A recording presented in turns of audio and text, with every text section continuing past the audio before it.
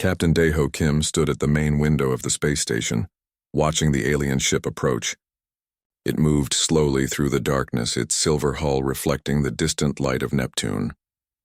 After 30 years of radio messages back and forth, the Velari were finally coming to meet humans face to face. His hands were steady, but his heart beat faster than usual. This moment would change everything. Humanity had dreamed of meeting aliens for centuries. Now it was happening, and Daeho was responsible for making sure nothing went wrong. "Captain, they're requesting permission to dock," said Lieutenant Hannah Park from her station. Her voice was calm and professional, but Daeho could hear the excitement underneath. "Granted," Daeho replied. "And tell everyone to stay calm. Let's make a good first impression." The docking process took 20 minutes. Daeho gathered his diplomatic team in the reception bay. There were 6 humans total, all trained for this moment. They wore their best uniforms and carried no weapons. The plan was simple: be friendly, be respectful, and listen more than they talked. When the airlock finally opened, 5 figures stepped through. They were roughly human-sized, maybe a bit taller, but everything else about them was hidden. They wore full environmental suits that covered every inch of their bodies.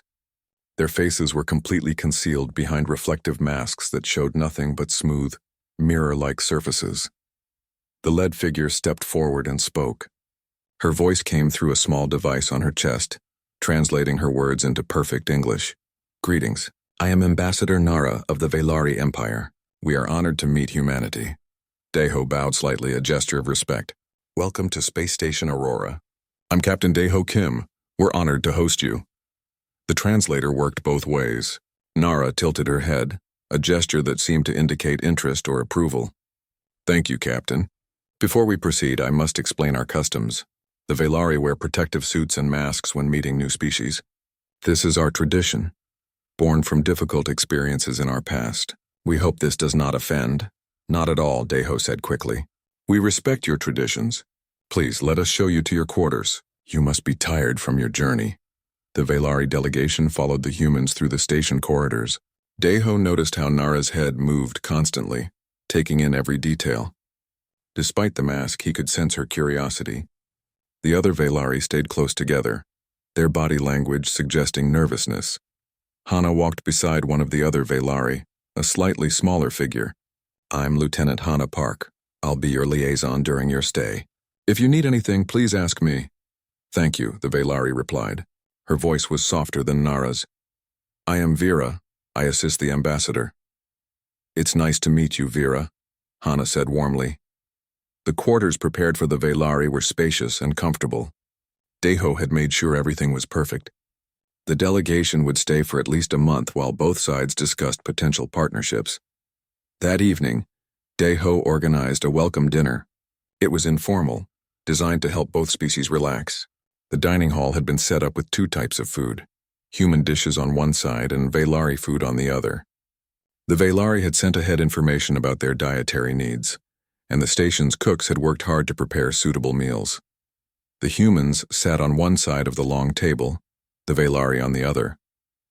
At first, conversation was polite but stiff. Everyone was being too careful. Daeho decided to take a risk. "Ambassador Nara, may I ask you something personal?" Through her mask, Nara's voice came out cautious. "Of course, Captain. How long was your journey? It must have been difficult being in space for so many months." 3 months, Nara replied. "It was indeed challenging. We are not natural space travelers. Our world has thick atmosphere and high gravity. Space feels empty to us." "I understand," Daeho said. "Humans didn't evolve for space either. My grandmother used to say that we're like fish trying to live on land. We manage, but it never feels quite right." This seemed to surprise Nara. "That is a very honest thing to say. Most species we have encountered try to appear perfectly adapted to everything. We're not perfect at anything," Daeho admitted with a small smile. "But we're pretty good at adapting." The conversation became easier after that. The Velari began asking questions about Earth, about human culture, about the station. The humans asked about the Velari homeworld, about their empire, about their journey through space. At one point, Nara reached for a datapad on the table and accidentally knocked it to the floor. Daeho was closer, so he bent down and picked it up. As he handed it back, their gloved hands touched briefly. Nara jerked back as if she had been burned. I apologize. I'm sorry, I didn't mean to. It's fine, Deho said, confused by her strong reaction. Really, it's okay. No harm done, but Nara's whole body language had changed. She seemed to shrink into herself. The other Velari had all gone very still. Perhaps we should retire for the evening, Nara said quietly. The journey was long. We are tired. Of course, Deho agreed, though he was puzzled. Please rest well. We'll continue our talks tomorrow. After the Velari left, Hana approached Deho. That was strange, wasn't it? The way she reacted to a simple touch. Very strange, Deho agreed. Something's bothering them. Something more than just being tired. Should we ask them about it? Deho thought for a moment. Not yet. Let's give them time. If they want to tell us, they will. But as he returned to his own quarters that night, Deho couldn't stop thinking about that moment. The fear in Nara's voice had been real. She hadn't been startled. She had been afraid. What were the Velari so scared of? And why would a simple touch cause such a strong reaction? Deho looked out his window at the stars. Humanity had finally met another intelligent species. It should have been a moment of pure joy, but instead he felt worried. The Velari were hiding something behind those masks, something that made them afraid of even the smallest contact with humans. He made a decision then. Whatever the Velari were afraid of, he would do his best to help them. Humanity had spent so long dreaming of this moment. He wouldn't let fear ruin it for either species. Tomorrow he would start looking for answers. 3 days passed in a blur of meetings and presentations. The Velari and humans discussed trade routes, resource sharing, and territorial boundaries. Everything was professional and polite. But Deho noticed that the Velari always kept their distance. They never got closer than 2 meters to any human. Hana noticed it too. She had been spending time with Vera, trying to build a friendship. The two of them had discovered they both loved studying other species and learning about different forms of life. But every conversation happened across a gap of space that Vera seemed unwilling to close. On the 4th day, Hana invited Vera to the station's science lab. She wanted to show the Velari their biological research. Vera accepted eagerly. For the first time since arriving, she seemed genuinely excited. The lab was quiet, with only one human scientist working in the corner. Hana showed Vera samples from various Earth creatures, bacteria, plant cells, animal tissue. Vera examined everything with intense interest, asking detailed questions.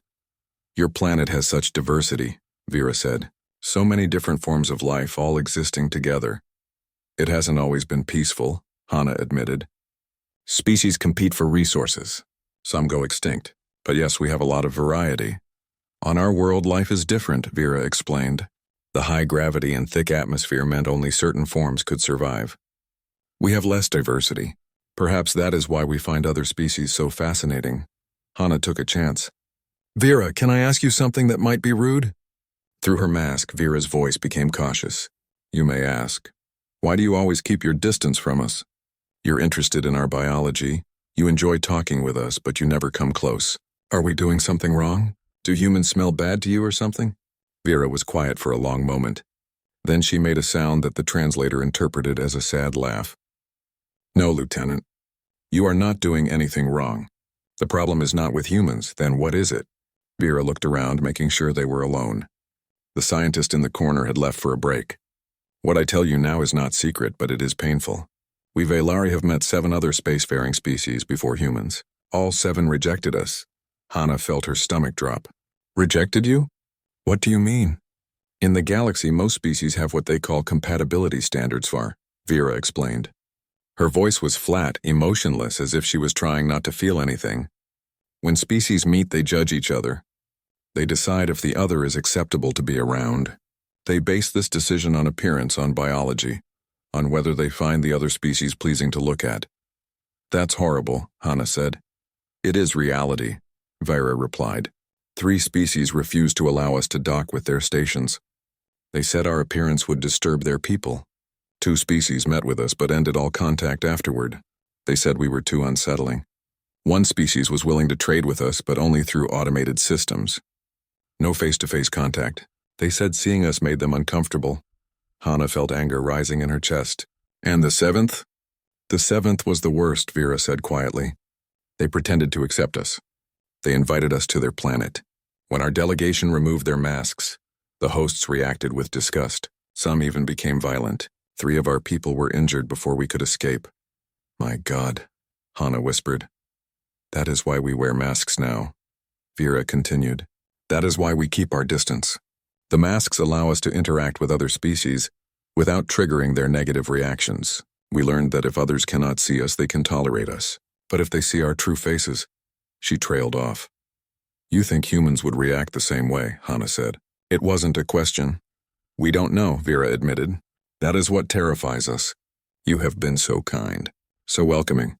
But what if that is only because you cannot see us? What if when you see what we truly look like, you become like the others? Hana didn't know what to say. She wanted to promise that humans were different, that they would never react with disgust or violence. But she had studied enough human history to know that her species had its own dark past with prejudice. I need to tell Captain Deho about this, Hana said. Please do, Vera replied. Ambassador Nara knows I have been wanting to tell you. She believes humans might be different, but she is also afraid to hope. That evening, Hana found Deho in his office and told him everything. He listened in silence, his expression growing darker with each word. When she finished, he was quiet for a long time.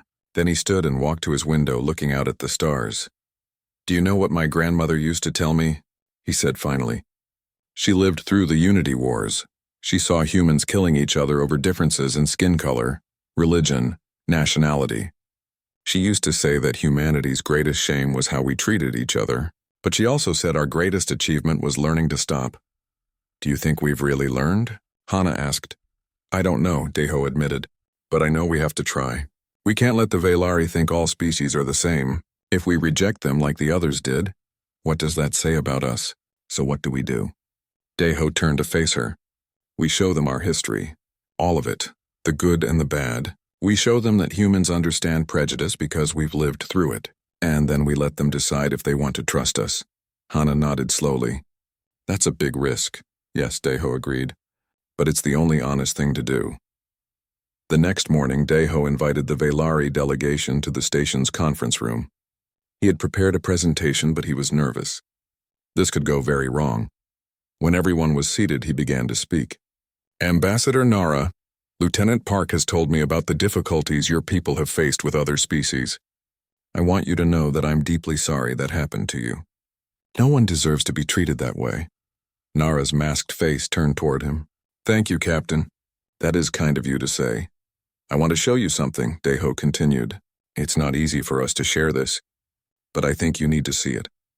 I want to show you humanity's history with prejudice. He started the presentation. The lights in the conference room dimmed. On the large screen, images began to appear. Deho had spent all night preparing this presentation with help from the station's historian, a researcher named Taimin Lee. This is difficult to show you, Deho said as the first images appeared, but you deserve to know the truth about humanity.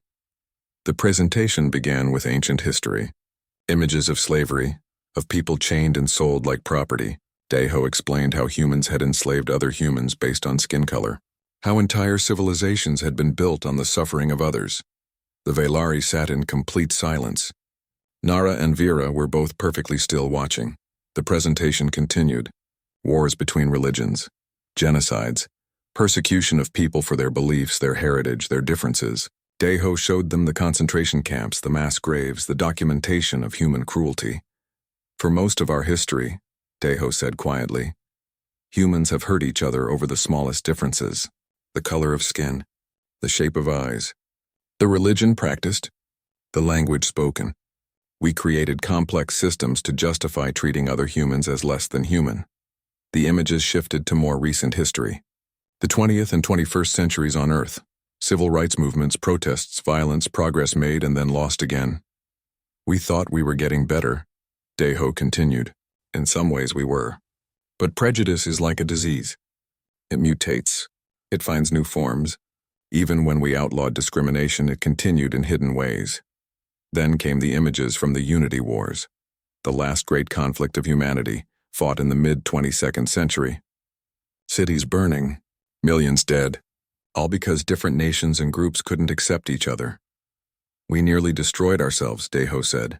The Unity Wars lasted 20 years. We fought with nuclear weapons, biological weapons, everything we had. 1/3 of Earth's population died.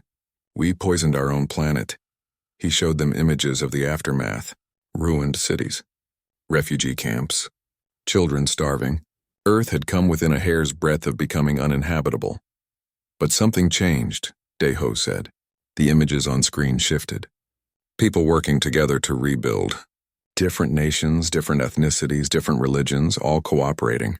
We realized we had a choice. We could continue destroying each other, or we could choose something different. The final images showed the formation of the United Earth Government. Treaties signed, borders opened, resources shared. It hadn't been perfect, and it hadn't been quick.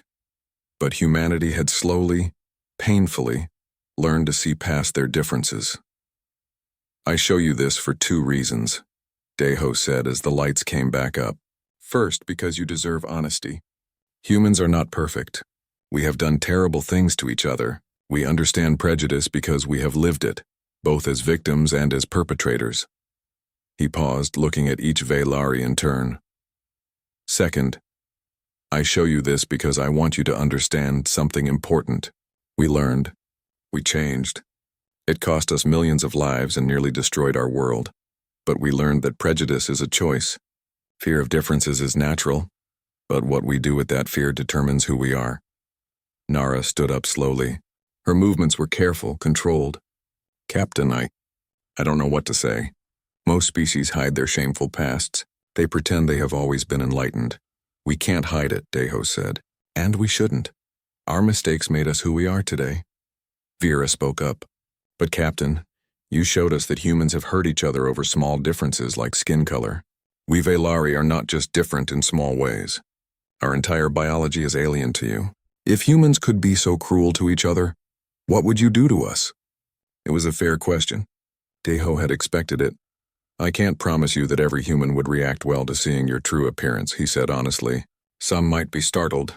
Some might need time to adjust. But I can promise you this, we would never respond with violence or cruelty.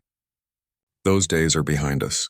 We made a choice as a species to be better than our ancestors. Taemin Lee, who had been sitting quietly, spoke for the first time. If I may add something, Ambassador Nara, I'm a cultural anthropologist. I study how societies change. What Captain Deho showed you took thousands of years to develop and decades to overcome. We didn't just wake up one day and decide to be better. We fought for it. We built laws, education systems, and cultural values around acceptance. He stood and walked closer to the Velari, though he kept a respectful distance. Every human child is taught from age 5 about the Unity Wars. Taemin continued. We teach them why it happened, what it cost us, and why we can never let it happen again. Prejudice isn't just frowned upon in human society. It's considered one of the worst things a person can be. We built our entire modern civilization on the principle that differences should be celebrated, not feared. Nara was quiet for a long time. Finally, she said, You truly believe you could accept us, even knowing that other species have found us disturbing? I believe we should try, Deho said. Not because we're perfect, but because we've learned that connection is worth the discomfort. You speak of discomfort, Nara said. But it may be more than that. Some species have described our appearance as nightmarish. As wrong. Then they lack imagination, Deho replied. Life takes infinite forms. Who are we to say what's right or wrong? We're mammals who lost most of their fur and learned to walk upright. We're pretty strange ourselves when you think about it. That made Vera laugh. It was the first time any Velari had laughed since arriving. The sound came through the translator as something between a chirp and a whistle. Perhaps you are right, Nara said. Perhaps we are all strange in our own ways. Over the following days, something shifted. The Velari began asking more questions about human culture. They wanted to know how humans had actually implemented their anti-prejudice education, how they handled conflicts between different groups, how they dealt with people who still held old hatreds. Taemin proposed an idea. Cultural exchange programs. Human artists and Velari artists could create something together. They would still wear masks, but they could collaborate, learn from each other. The first event was a concert. Human musicians played instruments from Earth, guitars, drums, violins, pianos. Velari musicians played instruments from their world, crystalline chimes that caught and bent sound. membrane drums that produced deep resonating tones, wind instruments that created harmonics humans had never heard before. They practiced separately at first, then together. The music was strange at first, neither human nor Velari, but something new, something beautiful. The night of the concert, the entire station attended. Humans and Velari sat together in the audience, still keeping that invisible distance, but together nonetheless. Halfway through the performance, disaster struck. A young Velari musician's mask malfunctioned. The seal broke and the mask fell away from her face. She froze, exposed, her hands flying up to cover her face. Everyone could see her panic. The audience went silent.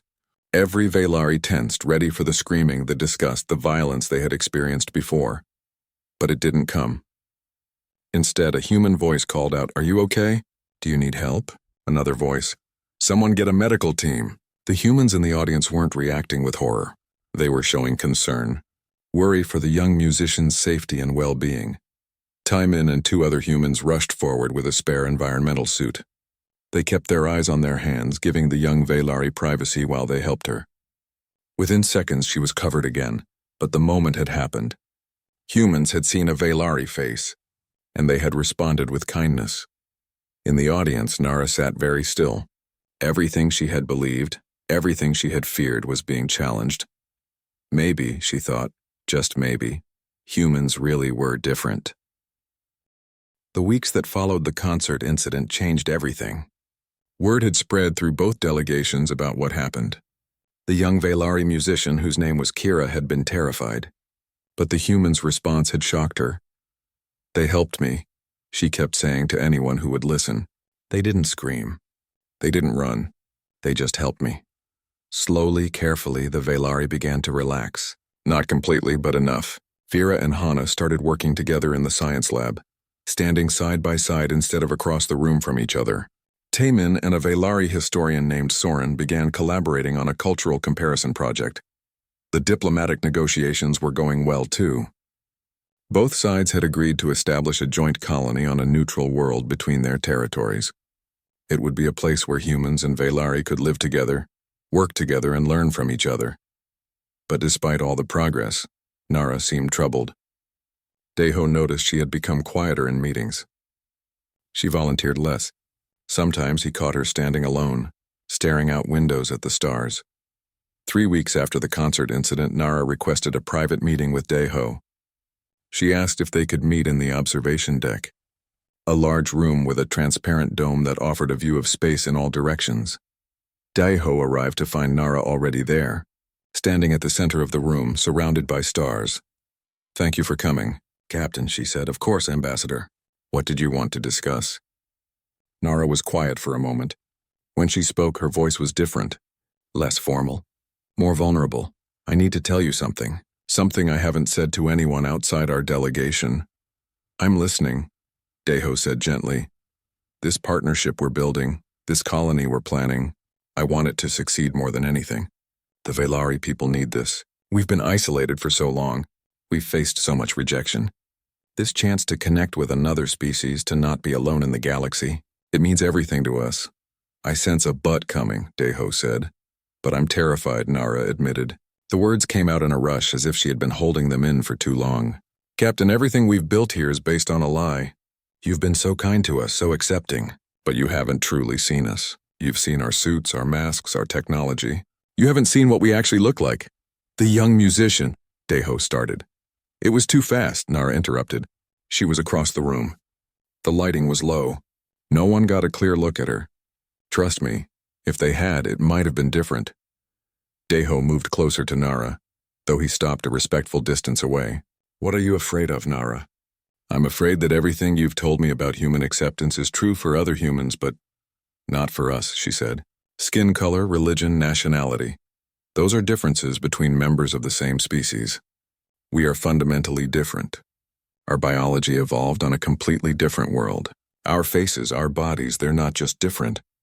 They're alien." "You think we'd react badly," Deho said. "I know you would," Nara replied. Her voice was heavy with exhaustion. "Captain, I've done this before. 7 times I or someone from our delegation has taken off their mask, hoping that this time would be different. 7 times we've seen the same reactions: fear, disgust, revulsion, Some species tried to hide it and failed. Some didn't even try. But they all felt it. Let me finish, she said. Please. I need to say this. Deho nodded and stayed quiet.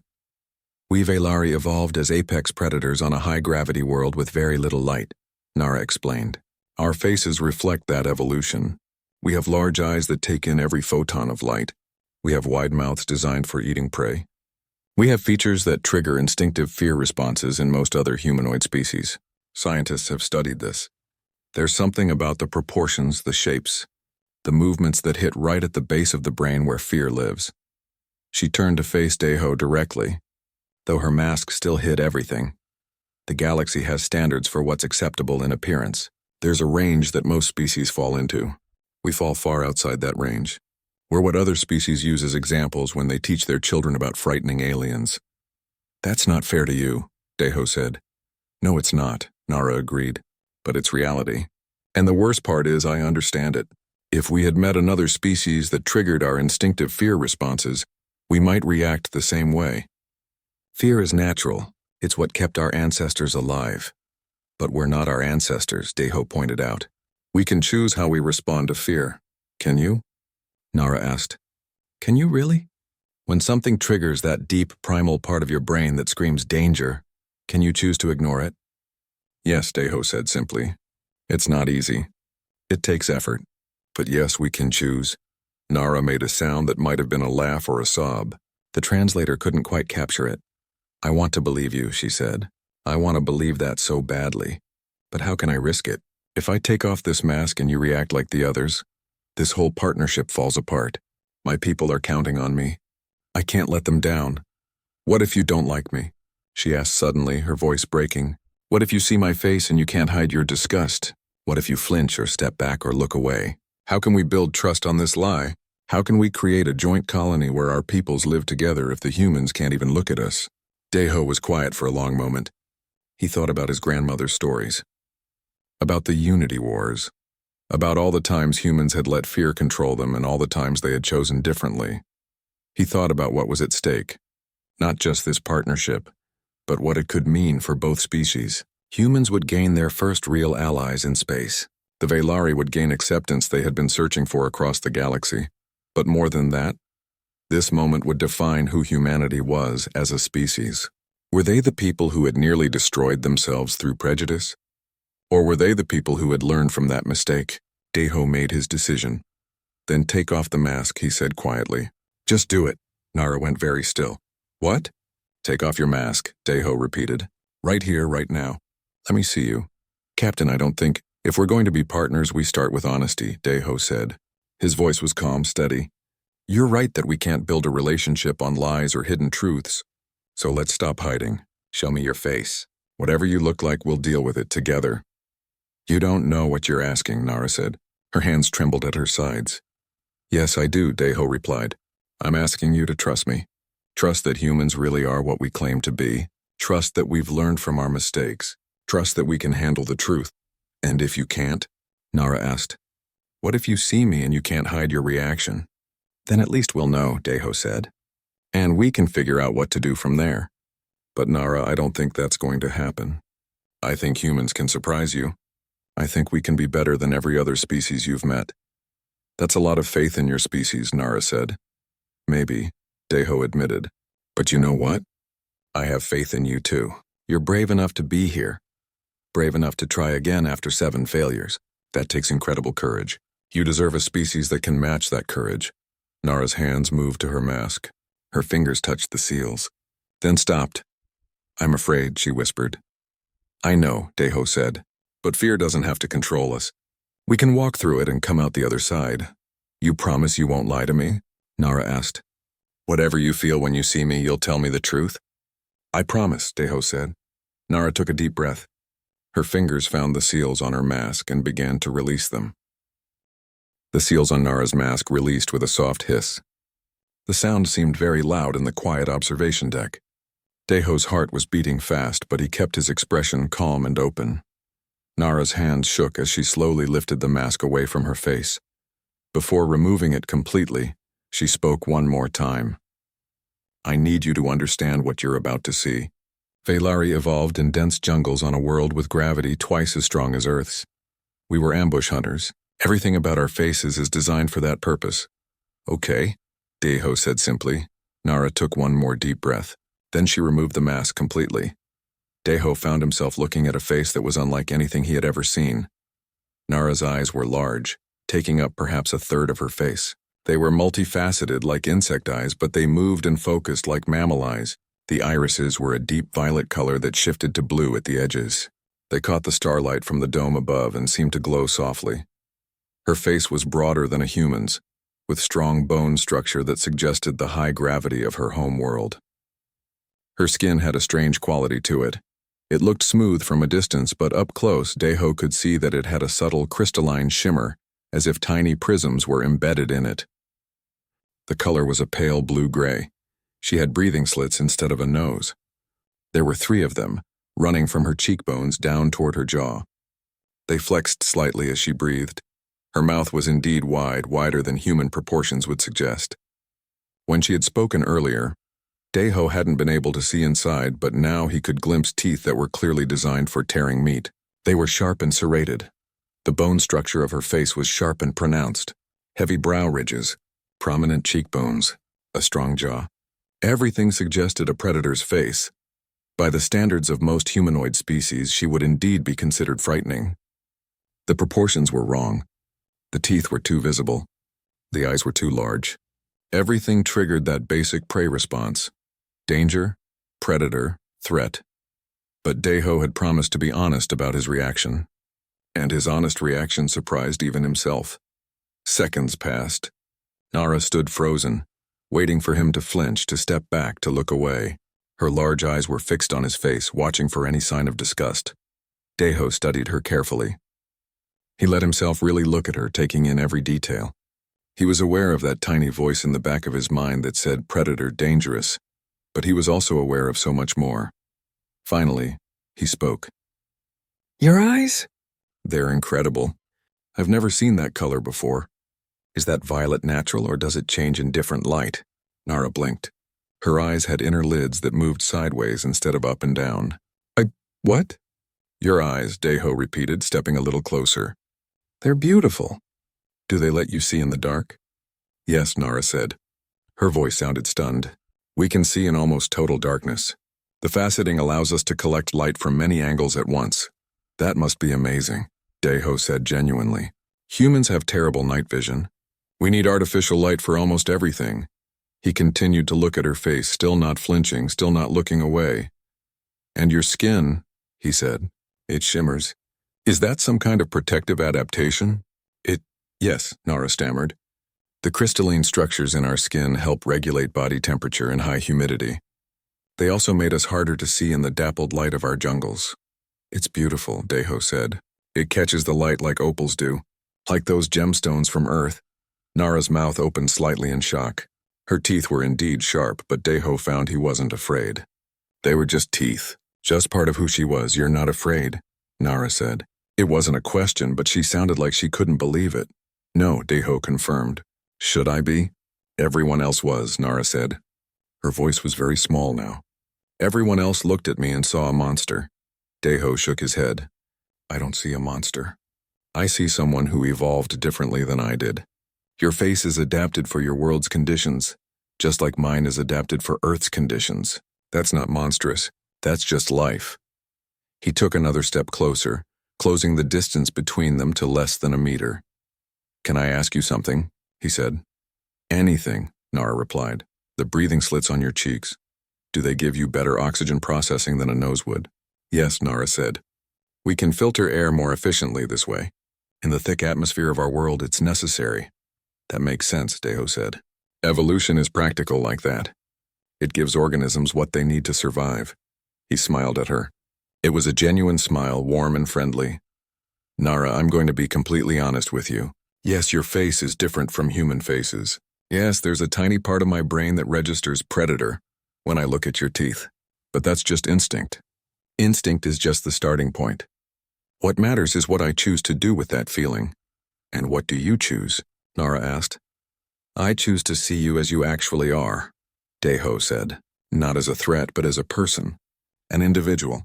Someone who has her own thoughts, feelings, and experiences. Someone who has been brave enough to try 7 times to connect with other species, despite being rejected every time. Someone who is trying again right now even though she's terrified. Nara's eyes were glistening. Deho wondered if Vaylari could cry. I spent my whole life believing I was ugly, Nara said softly. That my face was wrong. That I was something to be hidden away. You're not ugly, Deho said firmly. You're different. And different isn't the same as wrong. You're just you. And that's enough. Nara made a sound that the translator interpreted as a laugh and a sob at the same time. You really mean that. I really do, Deho confirmed. They stood there for a moment, human and alien, looking at each other without masks or barriers. So what happens now? Nara asked. Now we move forward, Deho said. If you're comfortable with it, maybe you could show your face to more people. Let them see that there's nothing to be afraid of. Let them get used to the idea that not everyone in the universe looks like them. What if others don't react as well as you did? Nara asked. Then we work with them, Deho said. We give them time to adjust. We educate them. We remind them of our history and why acceptance matters. But Nara, I don't think most humans will react badly. I think you'll be surprised. I hope you're right, Nara said. There's only one way to find out. Deho replied. Nara looked down at the mask in her hands. Then she looked back up at Deho. I'm going to trust you, she said. I'm going to trust humanity. But if this goes wrong, it won't, Deho said. And even if some people struggle at first, we'll get through it together. That's what partners do. Nara nodded slowly. Then she did something Deho didn't expect. She smiled. Her wide mouth curved upward, showing her teeth. It should have been frightening, but somehow it wasn't. It was just a smile. Thank you, Captain, she said, for seeing me. For really seeing me. Thank you for trusting me, Deho replied. They stood together in the observation deck, surrounded by stars, 2 people from different worlds choosing connection over fear. It was a small moment. Just 2 individuals. But sometimes small moments change everything. Word spread through the station faster than Deho expected. He hadn't told anyone about what happened in the observation deck, and neither had Nara, but somehow people knew. The Vaylari delegation knew that their ambassador had shown her face to the human captain. The human crew knew that something significant had happened. The reactions were mixed. Some Vaylari were hopeful.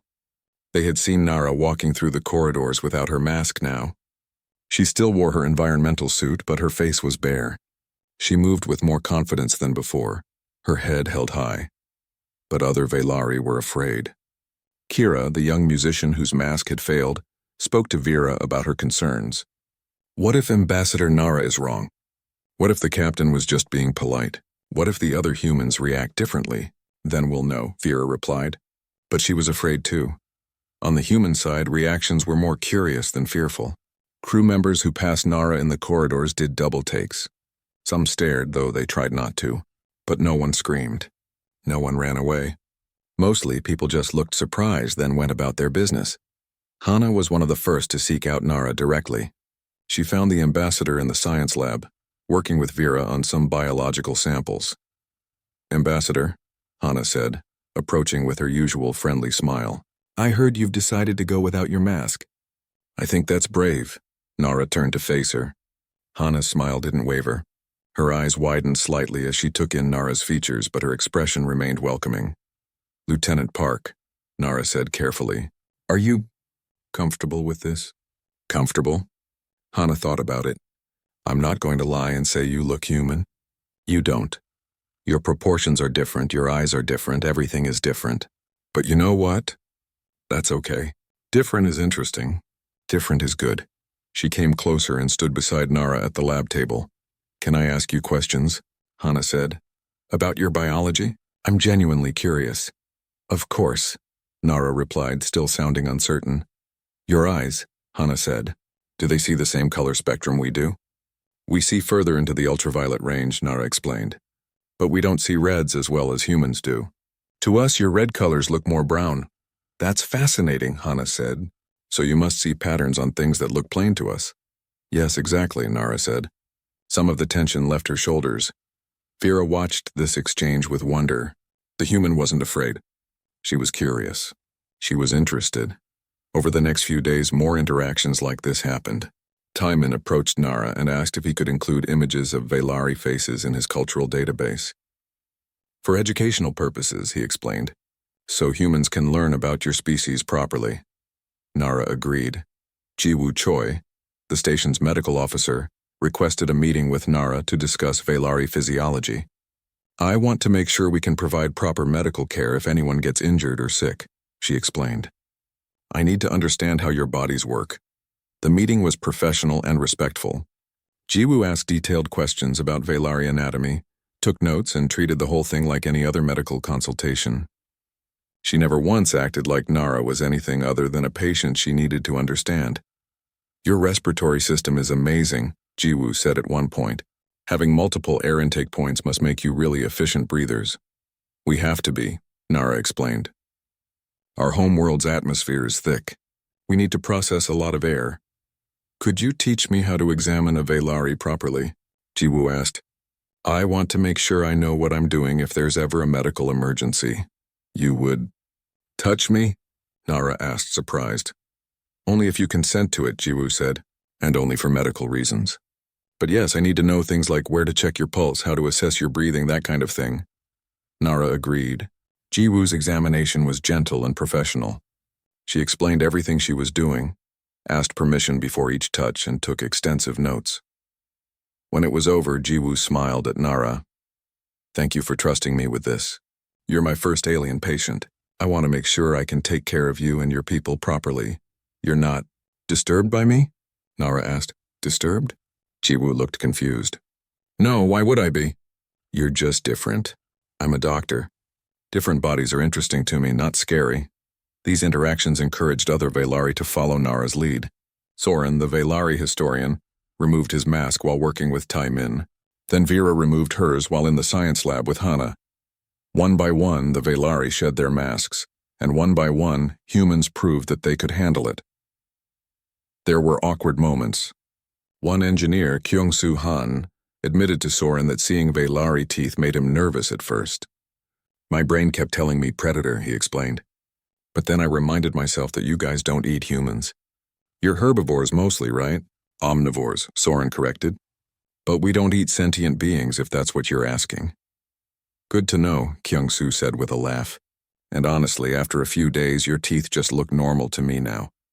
It's weird how fast the brain adapts. That became a common theme. Humans needed a day or two to adjust, but then Velari features just became normal. The large eyes, the breathing slits, the sharp teeth. After the initial surprise wore off, they were just part of who the Velari were. Daeho organized a station-wide assembly to address the situation directly. He wanted to make sure everyone understood the significance of what was happening. I want to talk to all of you about what's been happening on this station, he began. The Velari have made themselves vulnerable to us. They've shown us their true faces despite having been rejected by 7 other species. That takes incredible courage. He looked around at the assembled crowd, humans and Velari standing together. Some of you might have felt uncomfortable at first when you saw our guests without their masks. That's okay. Discomfort isn't the same as hatred. What matters is what you do with that discomfort. Do you let it control you, or do you push through it and connect with the person underneath the unfamiliar face? He paused. I'm proud to say that every single person on this station has chosen connection. You've chosen to see the Velari as people, not as their appearance. You've asked questions. You've been respectful. You've been kind. You've proven that humanity really has learned from its past mistakes. The humans in the audience looked pleased. The Velari looked amazed. Now I want to take this one step further, Daeho said. Tonight we're going to have a shared meal.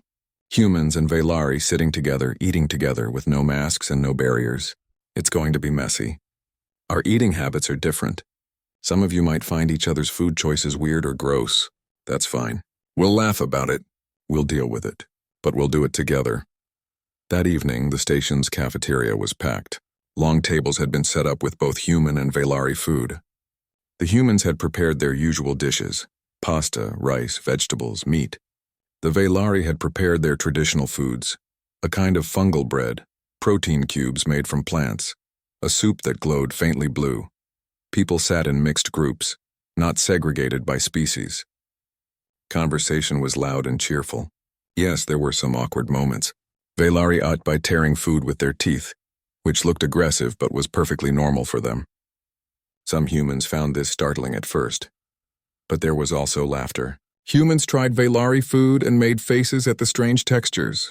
Velari tried human food and were surprised by the spices. Everyone shared their reactions, both good and bad, with humor and honesty. Deho sat with Nara, Hana, and Vera. They talked about everything and nothing, favorite foods, childhood memories, funny stories from their respective worlds.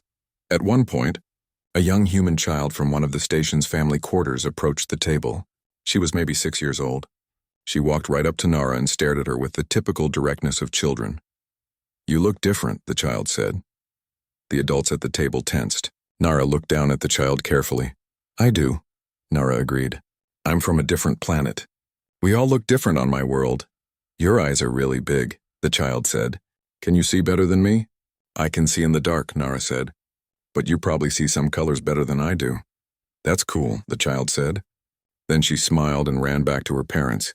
It was such a simple interaction. A child seeing difference and being curious rather than afraid. It was exactly how it should be. As the evening wore on, Deho looked around the cafeteria. Humans and Velari laughing together, sharing food, telling stories, learning about each other. It wasn't perfect. There were still moments of uncertainty, still moments of discomfort. But everyone was trying, and that, Deho thought, was what mattered most, not perfection. Just effort, just the choice to connect despite the discomfort. It was working. Against all odds, it was actually working. 1 month had passed since the Velari delegation first arrived at Space Station Aurora. In that time, everything had changed. The Joint Colony Agreement was finalized. Both governments had signed the treaty. Within 6 months, humans and Velari would begin building a shared settlement on a planet called Haven, located exactly halfway between their two territories. But the impact of what happened on the station went far beyond one treaty. News of the human-Velari partnership had spread through the galaxy. Other species were watching, and their reactions were mixed. Some species were impressed. They sent messages of congratulations, expressing interest in establishing their own relationships with humanity. They had heard that humans treated the Velari with respect and dignity, and they wanted to meet this new spacefaring species. Other species were skeptical. They thought humans must be lying, that the acceptance couldn't be real. Some suggested that humans had no aesthetic standards at all, that they would accept any species regardless of appearance. A few even suggested that humans must be desperate for allies and were pretending to tolerate the Velari. And some species were hostile. They saw humanity's acceptance of the Velari as a rejection of galactic norms. They sent warnings that humans should maintain proper standards, that accepting species like the Velari would undermine the social order of civilized space. Deho read these messages with a mixture of anger and sadness. The galaxy was more prejudiced than he had imagined. But there was one message that stood out. It came from a species called the Taurans, one of the 7 species that had rejected the Velari. Their message was brief.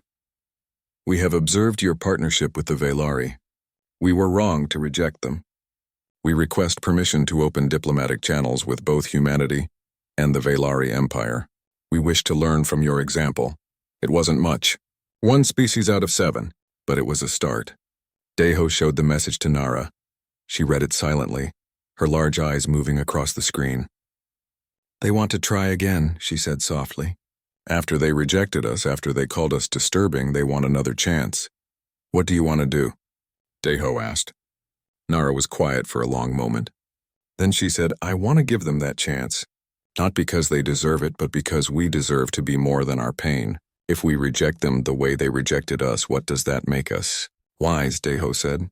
"That makes you wise." The formal treaty signing ceremony was scheduled for the following week. Representatives from both the United Earth government and the Velari Empire would attend via hologram. News organizations from across human space requested permission to broadcast the event. Nara asked if the Velari delegation could appear unmasked during the ceremony.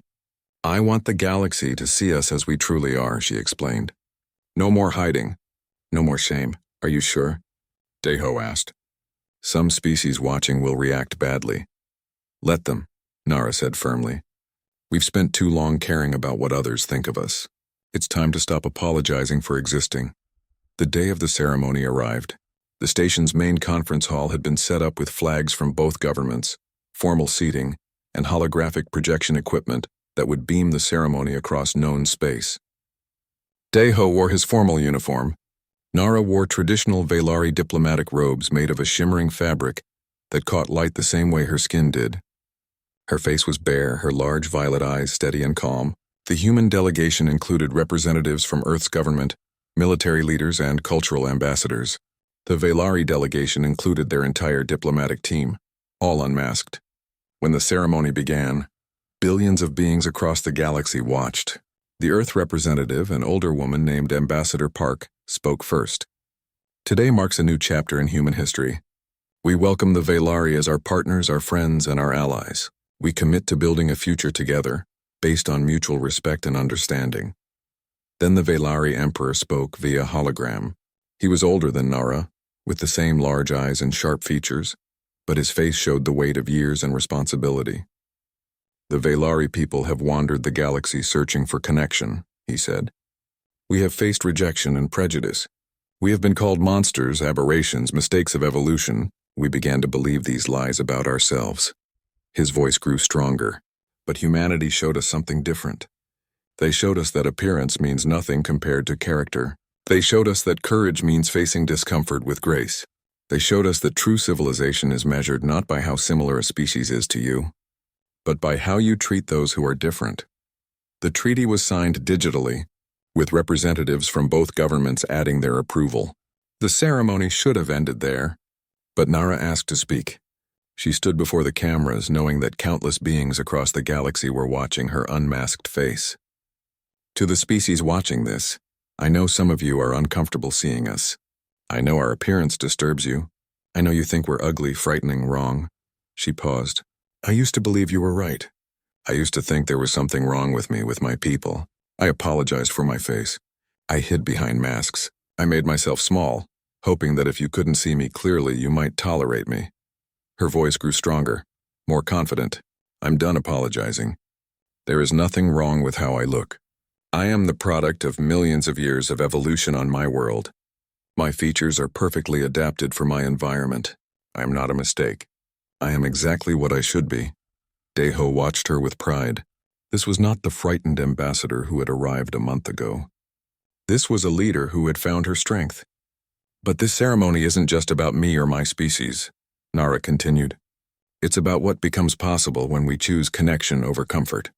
The humans didn't accept us despite our appearance. They accepted us because they understand something fundamental. We are all just people trying to survive in this vast universe. And we do that better together than apart. She looked directly at the camera. To other species like mine, species that have been rejected, marginalized, told you're not good enough, I say this. You are enough. You don't need to change. You don't need to hide. You just need to find people who have learned to see past their own limited perspectives. She turned to Deho, and to humanity, thank you. Not just for accepting us, but for showing the galaxy that a different way is possible. You're not perfect. Your own history proves that.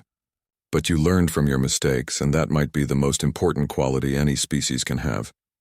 The ceremony ended. Messages began pouring in immediately. Most were positive, but some were negative. Some species called humans naive. Others called the Velari shameless for appearing unmasked. But there were also messages from species that had been rejected by galactic society, asking if they too could meet with humanity. One message came from a species called the Venth.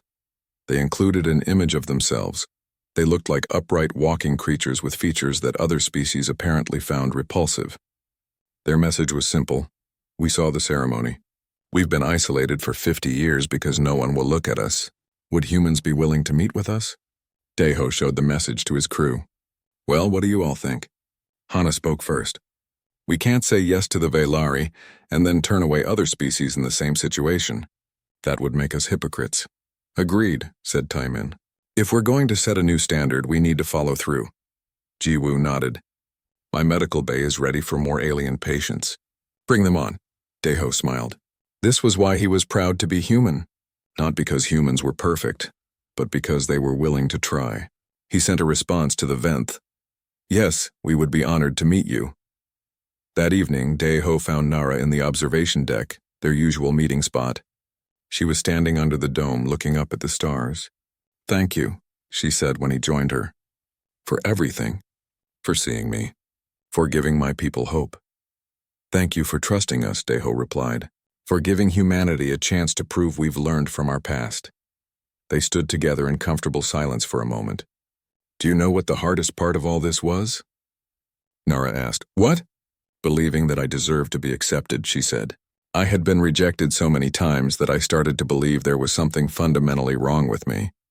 It took meeting you, meeting your people, to realize that the problem was never me. It was them. And now? Daeho asked. Now I feel free, Nara said. Free to be myself without apology. Free to exist without shame. That's a gift I never expected to receive. You gave us a gift too, Daeho said. You reminded us why we fought so hard to overcome our own prejudices. You gave us a chance to be the people we always hoped we could be. Nara smiled. Her wide mouth, her sharp teeth. None of it looked frightening to Daeho anymore. It just looked like her. What happens next? She asked. Next we build that colony, Daeho said. We show the galaxy what's possible when different species actually work together.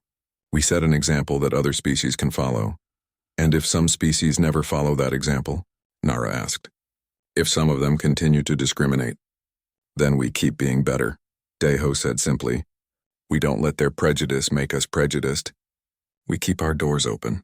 We keep proving that another way is possible. That's going to be hard, Nara said.